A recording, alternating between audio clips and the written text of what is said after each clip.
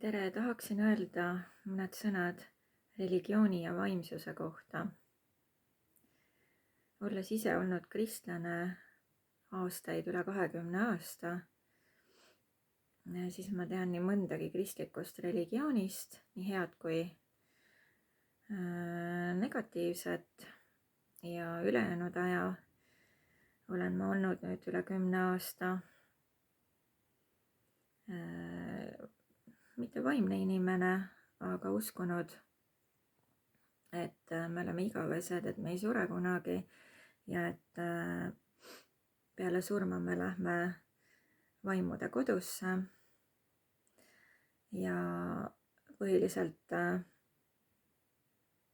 olen uurinud raamatuid, Michael Newtoni raamatuid, Hinge saatus, hingerännak, ja need on andnud väga palju infot selle kohta, mis saab pärast surma ja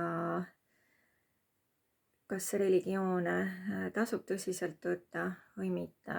Ja need hinged on siis Michael Newtoni hüpnoosis, üliteadvuse seisundis, kõik tunnistanud, ka nii kristlased kui ka moslemid, ateistid, kes iganes, et kehast väljudes, igavesse vaimukoju minnes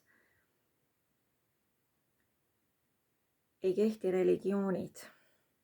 Ei ole religioone. Ei ole kristlust, ei ole islamit, ei ole budismi. Ja mis kõige tähtsam, ei ole põrgut. Nii et kõik need religioonid on loodud lihtsalt siin planeedil inimeste poolt, segades siis nii vaimset tõde kui ka nende enda filosoofiat. Ja need on enamjaolt siis kristlik ja islam üsna võimukesksed ja inimesi valitseda püüdvad reeglite ja määruste kogumikud ja need ei ole ei halvad ega head iseenesest, nii nagu see planeetki pole ei halb ega hea, ta on lihtsalt õppekeskkond, kus me kogeme mõlemaid pooluseid. Ja samuti religioon on siis osadele vaimudele lihtsalt huvitav kogemus siin maailmas. Ja peale surma oleme me jälle kõik vaimude kodus, kus on ainult armastus, mõistmine ja täiuslik tarkus.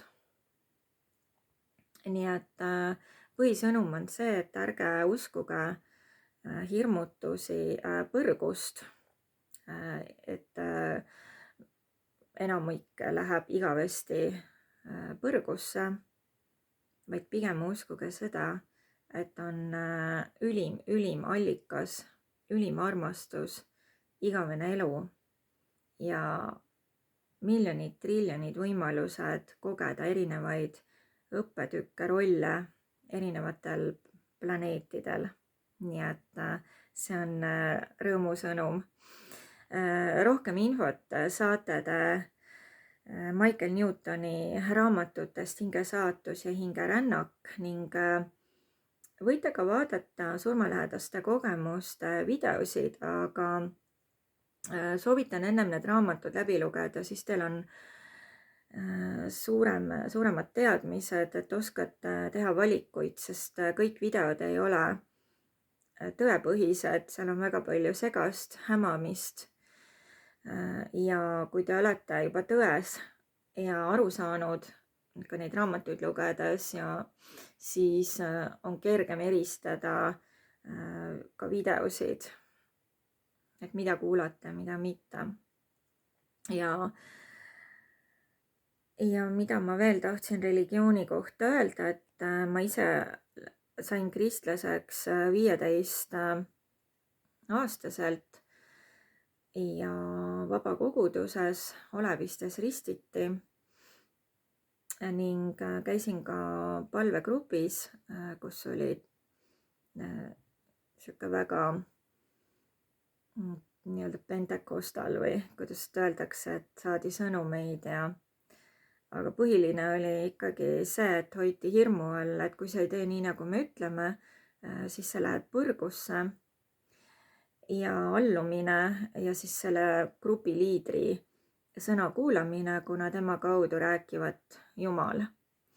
Ja see kõik on väga ohtlik, sellepärast et mida noorem on inimene, kui ta sinna satub, seda suuremat ajupesu saab talle teha.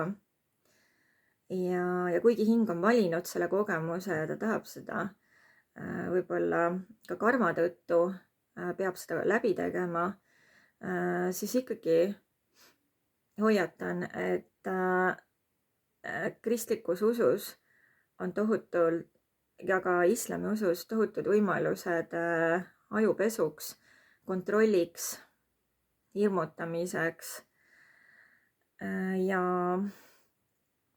see on nagu piitsa ja prääniku suhe, et kui sa teed, nagu me ütleme või nagu Jumal meie kaudu räägib, et siis sa lähed taevasse, siis sul on kõik hästi. Teisipidi, kui sa ei tee, siis sa teed nagu pattu ja just, et ei käitu nii, nagu meie sulle ütleme või Jumal meie kaudu sulle juhtnööre jagab, siis sa lähed igavesti põrgusse. Ja see ei ole mõistlik. Seda enam, et kui on hingelähedased kogemused, siis keegi üldiselt, kui Michael Newtoni raamat juurde panna üliteaduses, vaimud ei näe saatanat ega ei lähe põrgusse. Pigem tulevad neile vastu nende vaimsed teejuhid ja hingegrupi sugulashinged. Ja mõnikord võivad nad sattuda vahejaamadesse nii-öelda, mitte kohe koju, vaid need võivad olla erinevad siuksed hinge jaoks võib-olla tundmatud paigad, mis tekitavad temas võib-olla siukest segadust. Ja kui ta peab kohe kehasse tagasi minema, ehk ta ei sure, siis tal võibki jääda mulje, et ta viibis juba teel põrgusse või midagi sellist, et mingi segane värk oli. Aga kuna Michael Newton viib hinged hüpnoosis, üliteaduse seisundis eelmise elu viimasesse staadiumi ehk surmahetkesse ja siis kuhu nad edasi liiguvad ja mis nad seal edasi teevad kuni järgmise elu valikuni, siis seal ei ole põrgut, seal ei ole saatanat, seal on teejuhid, vaimsed meistrid, sõbrad ja see kohus, mida kõik kardavad, on tegelikult meistrite juhendamine ja kokkuvõte, eelmise elu kokkuvõte, mis sai hästi tehtud, mis sai halvasti tehtud ja seal ei ole hukkamõistu.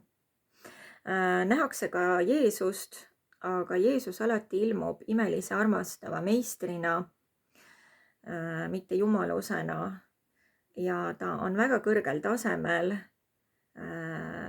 ja ta väga armastab, kuid ta ei ilmu kunagi religiooni liidrina. Nii et tasub mõelda selle üle, et kas minna kirikusse ja uskuda kõike, mis seal räägitakse ja elada sellises piitsaprääniku suhtes, et kas taevasse või põrgusse või olla vaba hing, olla teadmises, et me tuleme siia ainult õppima, kogema, karmat tasakaalustama ja lähme tagasi igavesse headusesse ja armastusse, kus meid aktsepteeritakse täpselt sellisena, nagu me oleme.